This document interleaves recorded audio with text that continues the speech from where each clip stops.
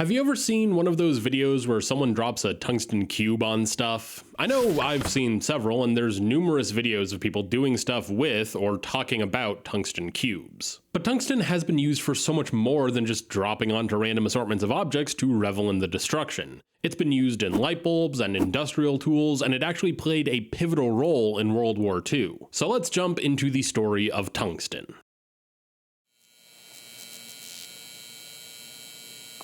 Hello and welcome to Meet the Elements, the series where I explore the stories of humanity through the lens of the periodic table. Today is all about tungsten and how this incredibly dense and durable metal has shaped the world for over 100 years. Now you might be wondering why tungsten's chemical symbol is W. Well, that's because German tin miners noticed that certain stones would interfere with the smelting of tin.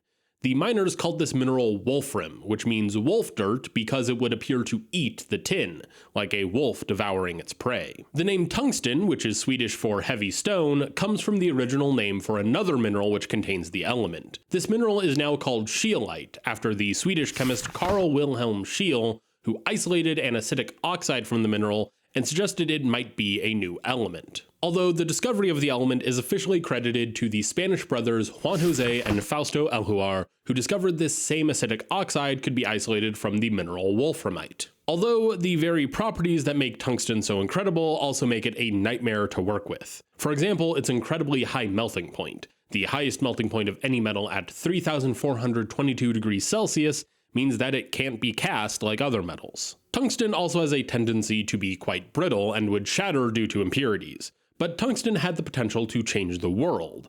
The only question was, who could unlock it? By the late 19th century, light bulbs had been around for a while, but the world was desperate for a better one. Inventors were in a frantic race to find a better material for the filament, that tiny wire that glows when you pass electricity through it. The perfect candidate needed to have an incredibly high melting point to glow without destroying itself too quickly, and this is where tungsten comes in. But there was a problem with tungsten's brittleness. You couldn't draw tungsten into a wire like you would with something like copper. The scientist who made this work was American physicist William D. Coolidge, who created the process of making ductile tungsten. The key came from a neat little quirk of the element. While the metal is brittle at room temperature when heated to around 1500 degrees Celsius, tungsten is able to be worked and drawn into a fine wire that is perfect for light bulb filaments. Although today, most light bulbs don't use tungsten to light up a room. This was mainly due to most of the energy produced by an incandescent light bulb being in the form of heat, with only about 10% being emitted as visible light.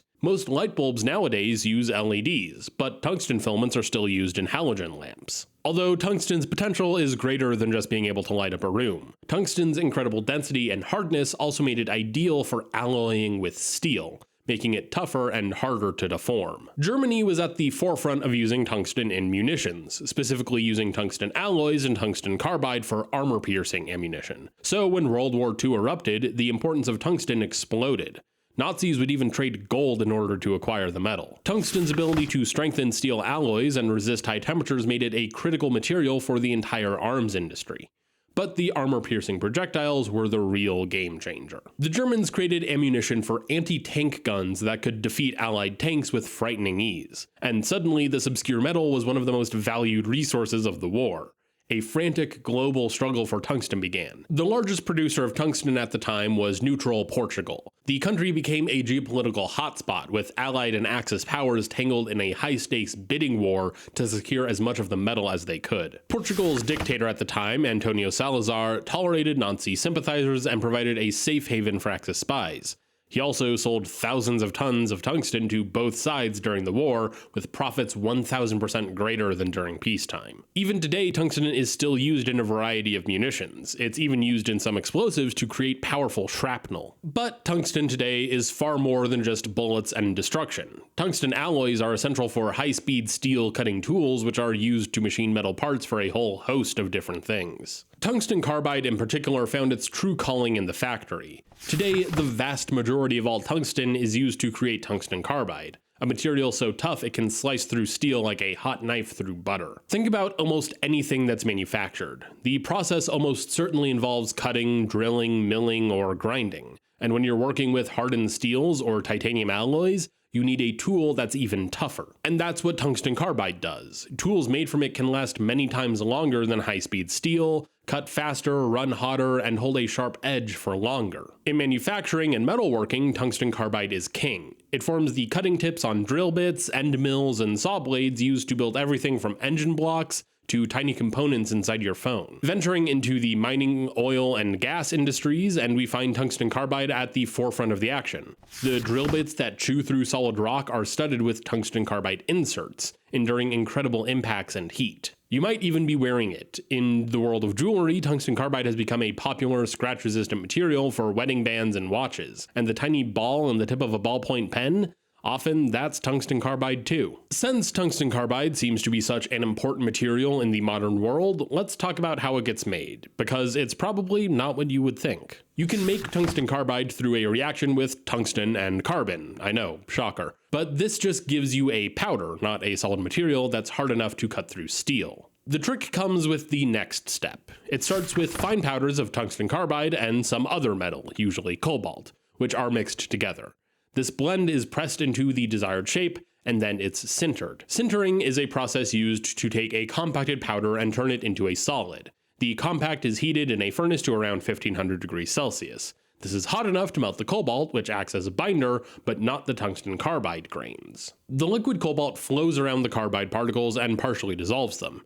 As it cools, the cobalt solidifies, which locks the grains into a super hard and tough material. By tweaking the size of the tungsten carbide grains and the amount of cobalt, manufacturers can fine-tune the material's properties. More cobalt or finer grains can affect the toughness and hardness of the material, and this is what makes tungsten carbide so versatile. So the next time you flip a switch, use your phone, or see a plane streak across the sky, think about the unseen forces at work. Think about the tungsten carbide tools that likely machined the parts to make that object. Tungsten's journey from light bulbs to bullets is a powerful reminder that revolutionary materials can come from obscure places, quietly doing the toughest jobs in the world. Its story is woven into the very fabric of modern civilization. And the next time you watch one of those videos about tungsten cubes, remember that tungsten is more than a super heavy novelty. Thanks for watching.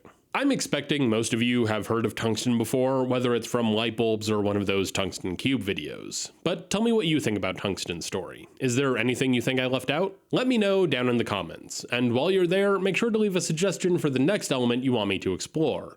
And if you want more stories about the incredible materials that shape our world, make sure to subscribe so you don't miss the next episode of Meet the Elements.